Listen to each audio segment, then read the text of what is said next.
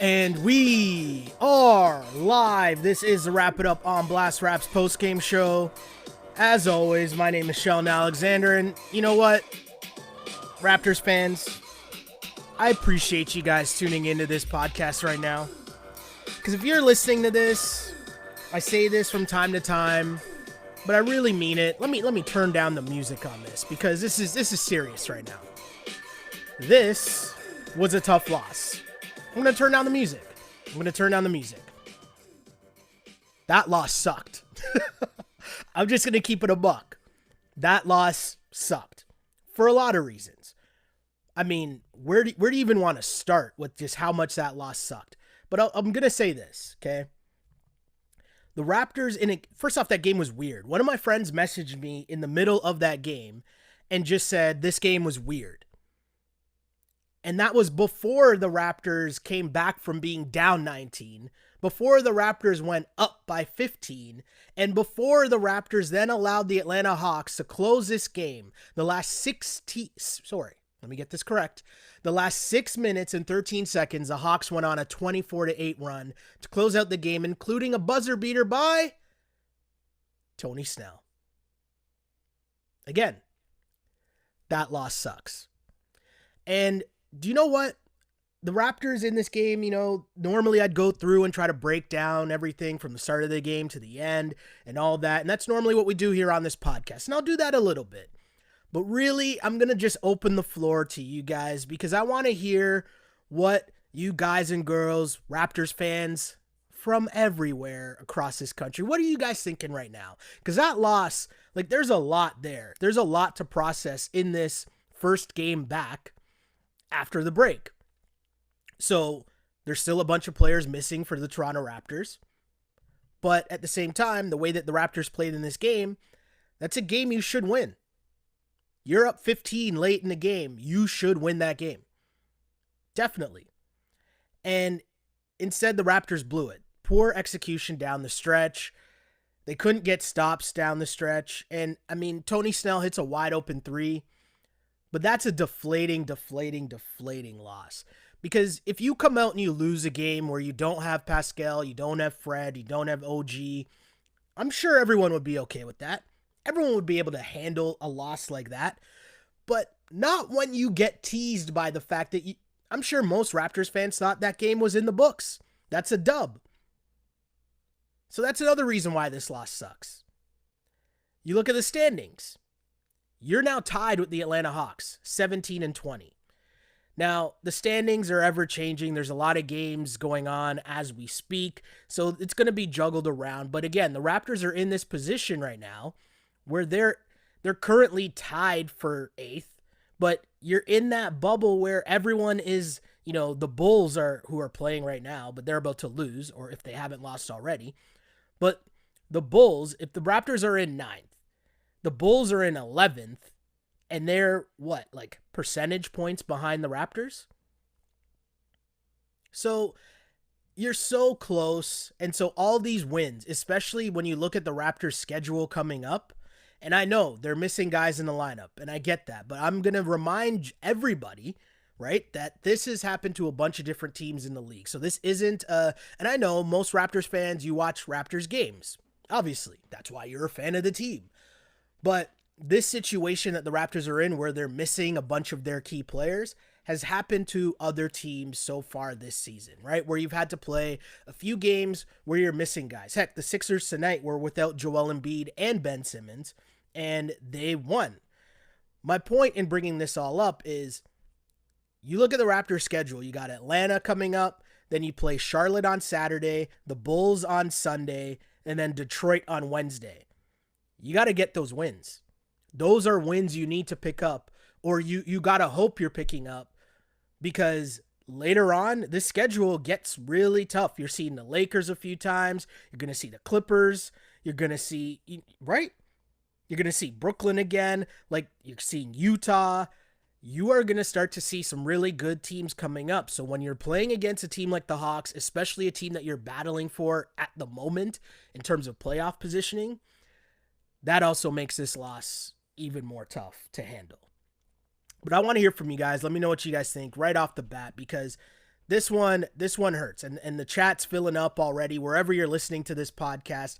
And I didn't even get through the pleasantries because I like that shot went in, and to me, normally in those situations, when the kick out happens like that at the end of the game, I feel like I have a good gut feeling on if that ball is gonna go in or not.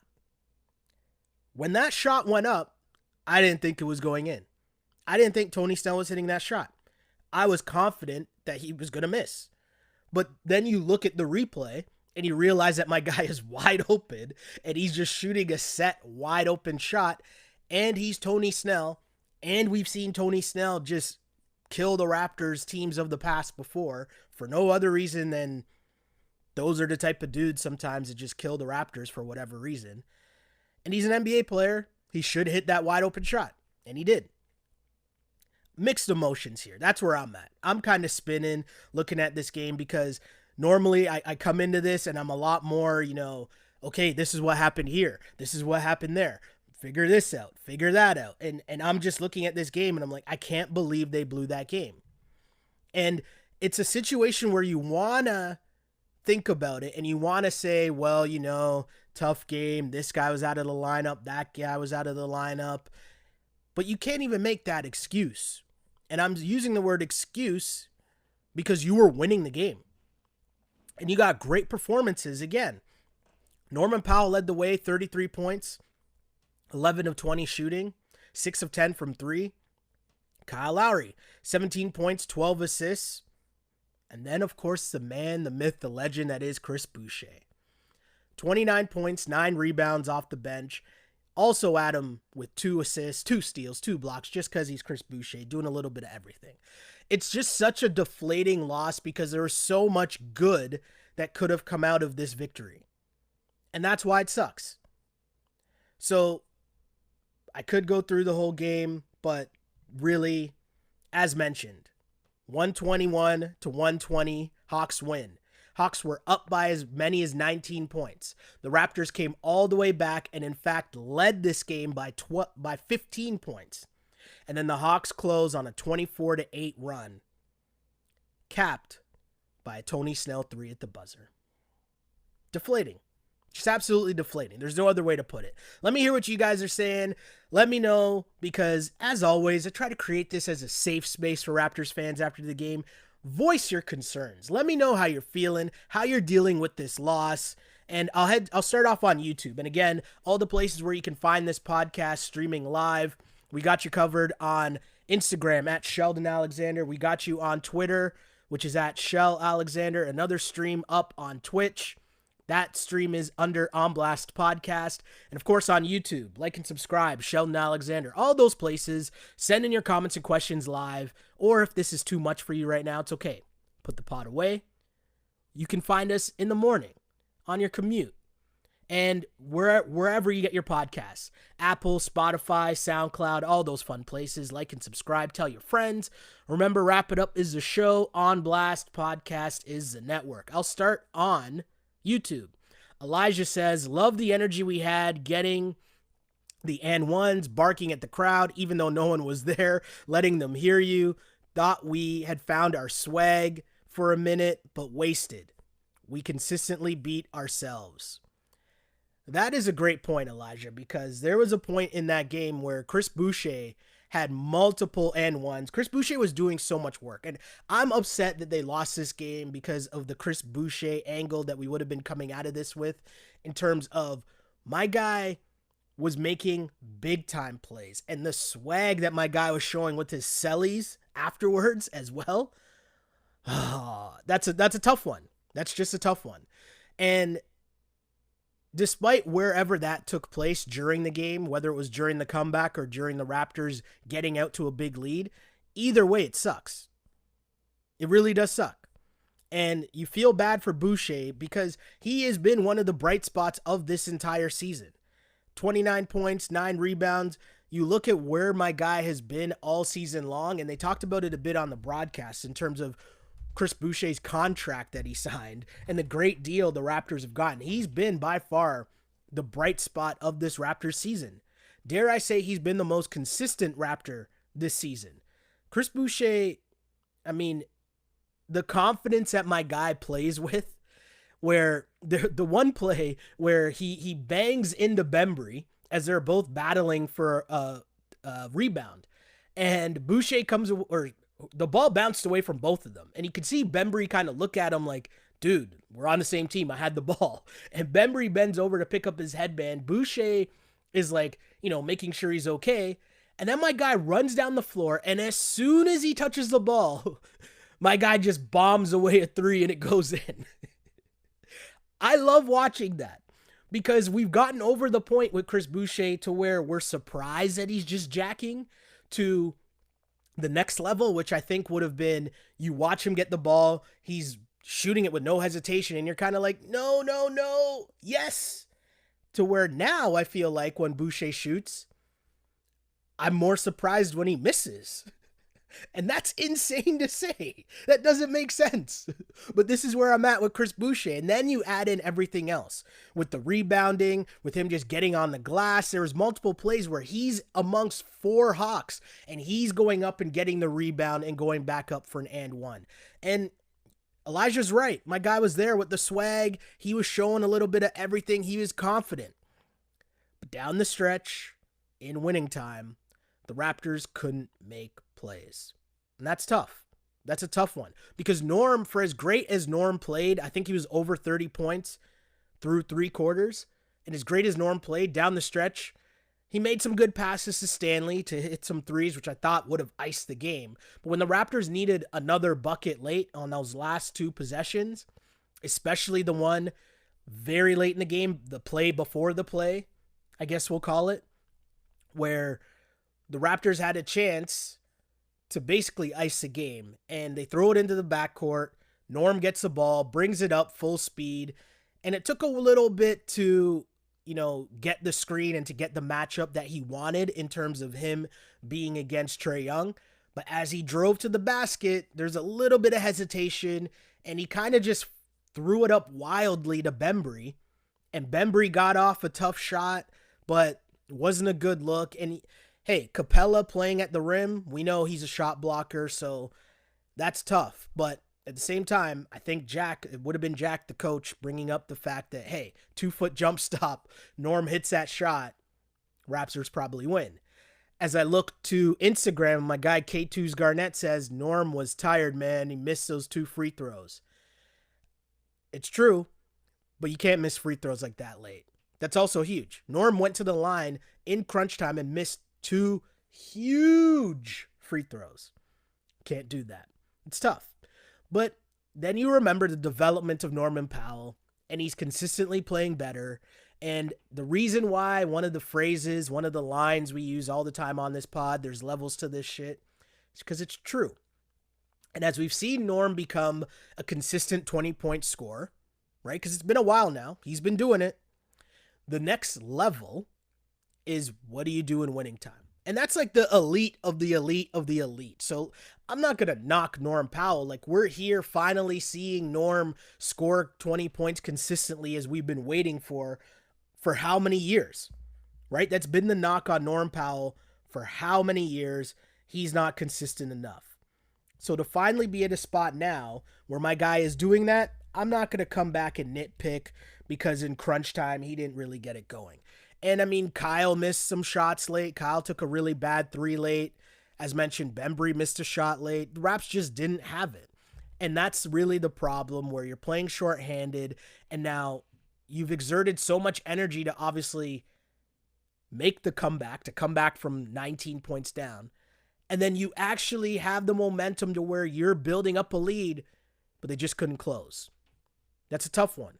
It's a very, very tough one. I'll get to some more comments, though. Glow Girl Smile says, tough loss.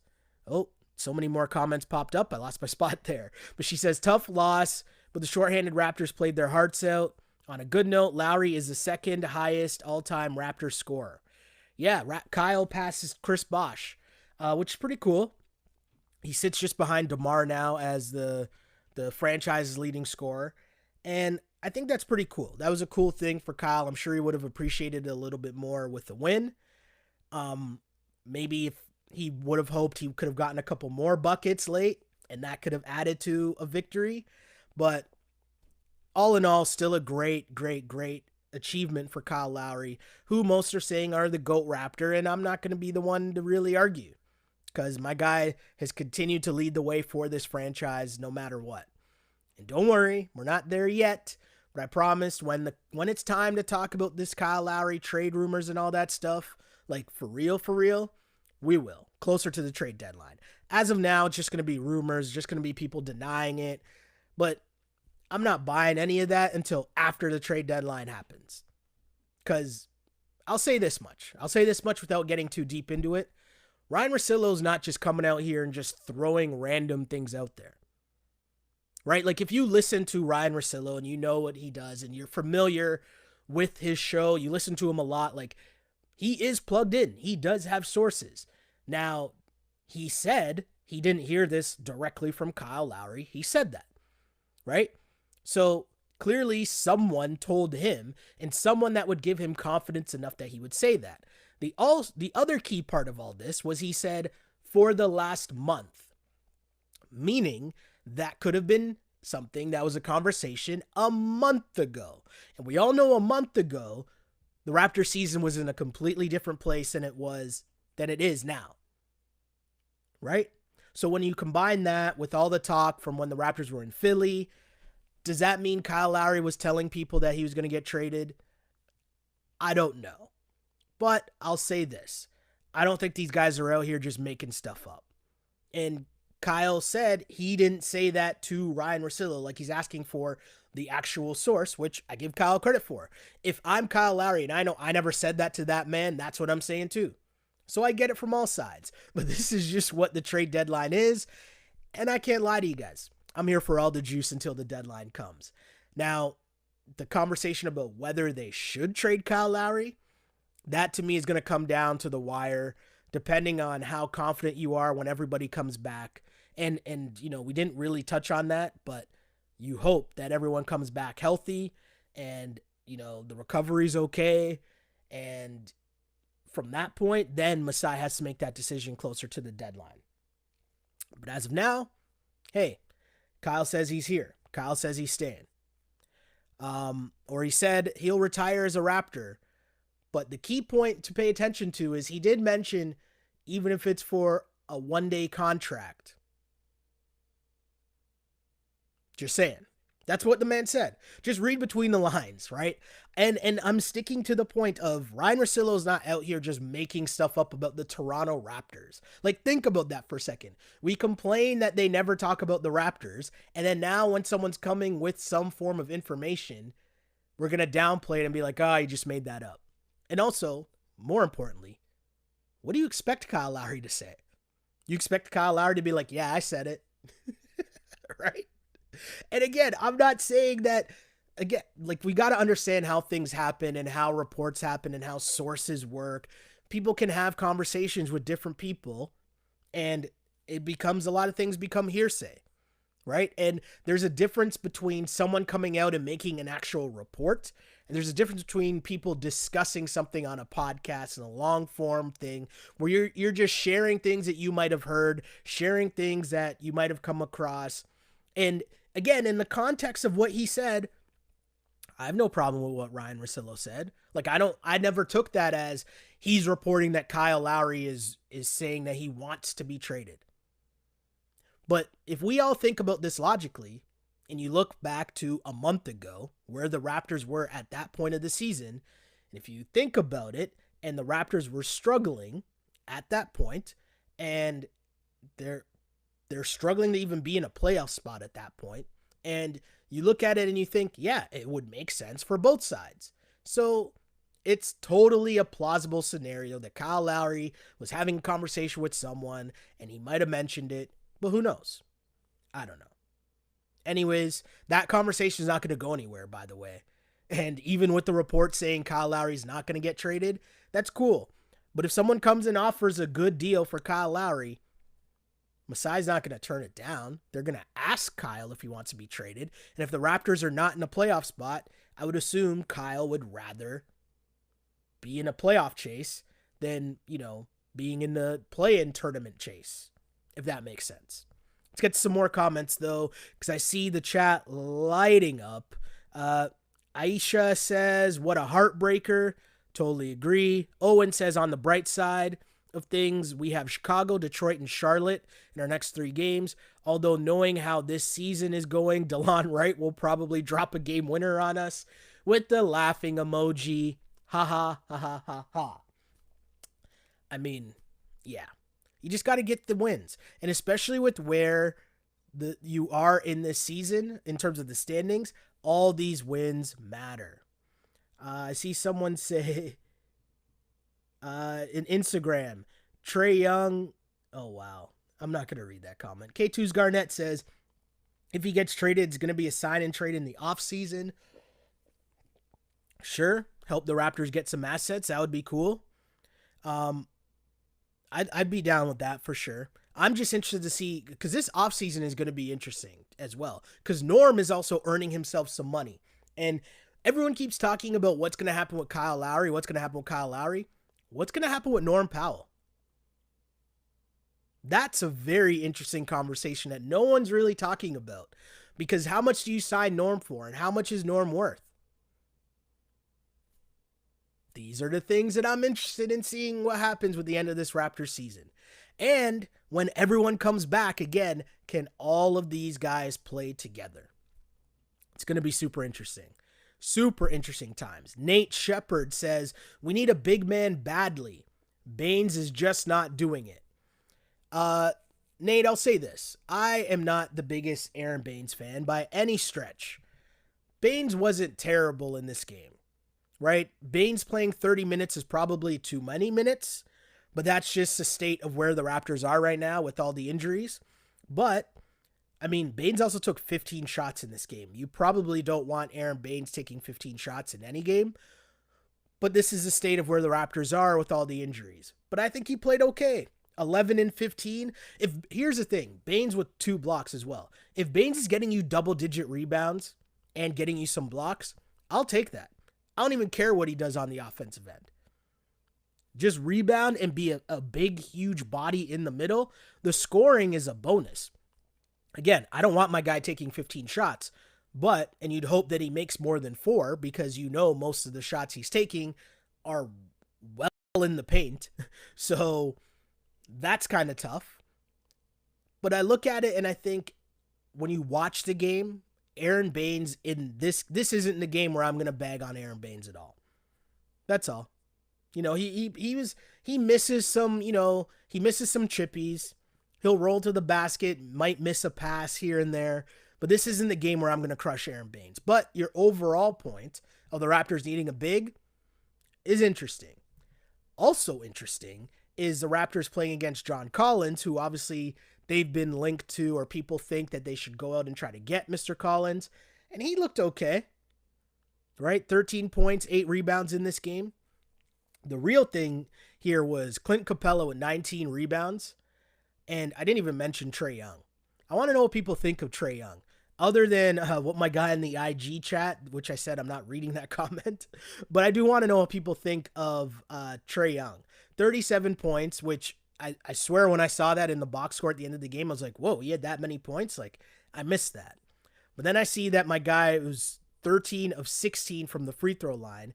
And if I go back to my notes after the first quarter, what did Trae Young have? Trae Young was... I had it written down somewhere. I thought Trae Young had like 12 free throw attempts in the first quarter, which I thought was a little bit much. It was a little insane, but I mean, that's just what Trae Young is on. That's what Trae Young does, right? 12 free throws in the half. That's a lot of free throws for one dude. And, he does the herky-jerky stuff where he's baiting the refs a lot. And to be honest, I was watching that game and I was not impressed with Trae Young. I wasn't, because I wasn't sure if he was playing winning basketball. And I think all the Raptors collapsed on him late and forced him to make that pass to a wide open Snell. And cool, you give him credit for making that play. But I don't really like Trae Young's game. It's very much like there was one play early on in the game where he crossed over half court and just jacked up a 3 for no reason. And no one will be able to convince me that that's a good shot. Like, my guy's feet were firmly on the logo, and he just jacked a three for no reason early in the shot clock. No one will convince me that's a good shot. 1, your name is not Dame Lillard or Steph Curry. 2, even Dame Lillard and Steph Curry aren't doing ignorant shit like that just because in the first quarter of a game.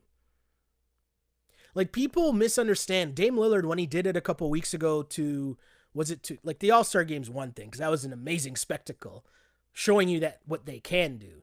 But the game winner Dame hit last week, the game like just before the All-Star break, where he hits a deep, deep three to win, that's a set shot. Like, he's dribbling and the guy's way off him and he knows that's within his range, so he takes a set shot. This was Trae Young dribbling the ball over half court and then trying to stop on a dime and pull up and shoot a deep three. You rarely see Dame and Steph do that from deep. Rarely in a game. So my point is, if those guys aren't taking those shots, I'm not going to be cool with Trae Young taking those shots. But that's just me. Also, I think his game and all those points that he gets, it's too reliant on the refs. And when you're reliant on the refs like that, that means night in, night out, that might cost you. The difference might be 8 points that you're getting from the free throw line just because the refs are giving you calls that you might not get on another night. And in the playoffs, you can't bank on that. Ask James Harden. So that's my little take on Trae Young, but interested to hear what you guys think of Trae's game. Stanley says Trae Young is good. Okay. Glow Girl Smile says Trae is so crafty. He's so good at drawing fouls. Yeah. I like what the Raptors did too. I want to give Nurse credit because I like that they put Bembry on him, put a bigger body on him so that, that herky-jerky, even if you get by the defender's long enough to still be able to recover and get back on him. So I think that's a cool move. More comments here. The chat's really doing really well here. So I appreciate all you guys commenting. And says, if anyone sneezes in Trae's direction, they call a foul. Very true. K2's Garnett says Trae in the playoffs, basketball won't be a superstar, so he won't get those calls. Totally agree with both of those takes. Yeah, it's just tough. It's tough right now. And when you think about it, you look at what's going on with the Raps. You look at what's going on, where the Raps were mad at calls, the Hawks were mad at calls. It's just where the NBA is right now. People are just mad at calls. Elijah says, to be honest, I'm just going to go cry in the shower. That was a deflating loss, but I'll be honest, that's why I'm glad we have something like this with this podcast, because it's like, we can be upset together. We can vent together, and then we can regroup and realize, hey, there's another game on Saturday, a winnable game against the Hornets, and hopefully you get some guys back who are now healthy coming off of the COVID list, and hopefully you can get a win. But make no mistake, that is a tough, tough loss. Solo 59 says, Norm looking like a go-to all-star, making Spicy P look like a role player. A very good role player, though. See, this is where, it's where I try to get people to pump the brakes, hold up, chill a little. Norm's doing well. But what I've asked and what I want to, and it's great, I want to see what happens when everyone is in the lineup. Because what we have yet to see from the Toronto Raptors this season is all of their best players play like their best players when they're all healthy. We've seen each one of them have really good games when someone's not in the lineup. And so that means you're still battling this role and hierarchy and what's the food chain? What's the chain of command?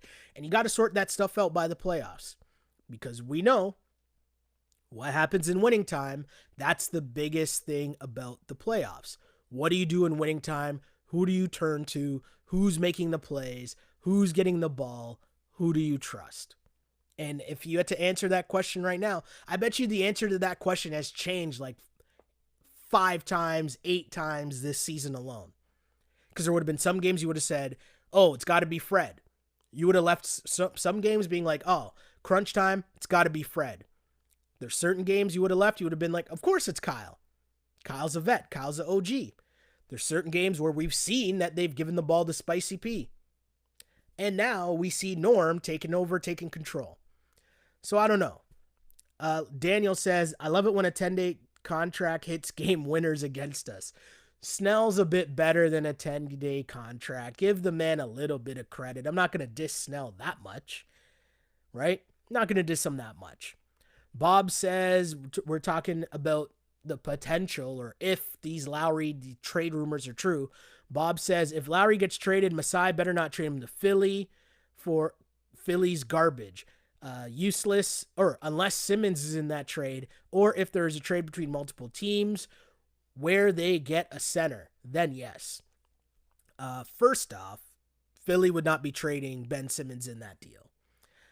Two, if you were to tell me, and this is me, Sheldon Alexander, speaking only for Sheldon Alexander, but if you told me that you made a trade with the Sixers and whatever contracts you needed to make the contracts match, so that's like Danny Green and probably Mike Scott, right, to make the contracts match. But forget about that. If you told me that you're getting Maxey and you're getting a first-round pick, I'm in on that deal. I'm in on that deal. You need to start getting young guys that are able to contribute. The Raptors are in a different place where you thought heading into this year you might have found Terrence Davis. Terrence Davis might have been a piece that you can rely on going forward. He's proven very inconsistent this season. So you need to just keep bringing in more young people that you can roll forward with. And so if you tell me that you can get Maxey, Thibault also doesn't play a lot for their team. So if you told me you were getting a combination of those two guys and you were able to do that for Kyle Lowry, who might leave at the end of the season anyways, and most importantly, if he says he wants to go to Philly, you make that happen. I'd be okay with that. That's just me. Let's see. Stanley also says Bembry versus former team. Yeah, Bembry played well. Played well. I think when the Raptors team is full, at full strength, I like Bembry still getting minutes off the bench with one of, whether it's, well, I guess you start small, right? And then so your bench is what? Boucher, Bembry, and Terrence Davis? Something like that. One of Terrence Davis or Stanley or Baines. Baines is going to play because he's going to be a big body. But I'd start small. If everyone's healthy, my starting lineup is playing small. I guess when you have to play against Embiid, then you change it up. When you have to play against Giannis, then you change it up. But against most other teams, going small. So, yeah, I like Bembry playing. I just like Bembry a lot. York Baller says LaMarcus Aldridge is on the market. I don't really think LaMarcus Aldridge is a fit. And to put it into context for some Raptors fans, LaMarcus Aldridge lost his minutes to Jakob Poeltl. I'm not saying that to diss Jakob Poeltl. I'm just saying that for added context about where LaMarcus Aldridge is right now in his career. And I know Raptors fans like Jakob Poeltl, so that's definitely not a knock. I'm just saying that for context when we talk about adding LaMarcus Aldridge and if that's a possibility. Now, would LaMarcus Aldridge come in and get minutes on the Raps? Of course he would. Would that be a help to the Raptors? Of course he would. I'm just trying to manage the expectations of if that were to happen, it's not what you think it is. Does that make sense? Either way, guys, thanks for tuning into this podcast. You know, tough loss for the Raps. I hope we were able to provide somewhat of a safe space and, you know, allow people to enjoy or try to enjoy the rest of the night. Let everything out. Let out all your anger. Let out all your frustration. That's all I'm saying. Just trying to provide a space where people can do that as Raptors fans, because I know that space doesn't exist. And that's why we created this, the Wrap It Up podcast, the only live and interactive Toronto Raptors post-game show there is. Right here, streaming live on Twitter, on Instagram, on where else? We're on Twitch. We're on YouTube. We're on so many places I can't even keep track of it. But the point remains, after every Toronto Raptors game, we got you covered, taking your comments and questions, letting you air out your grievances. Because that was a tough loss. And tonight is exactly why we created this podcast. Raptors lose a heartbreaker, 121-120 to the Atlanta Hawks. In this game, your Toronto Raptors were down by 19 points. They come all the way back. They then led by 15 points. And then at the end of the game, the shorthanded Raptors ran out of gas. The final 6 minutes and 13 seconds, the Hawks closed out on a 24-8 run, including a game winner, Tony Snell, three-pointer at the buzzer.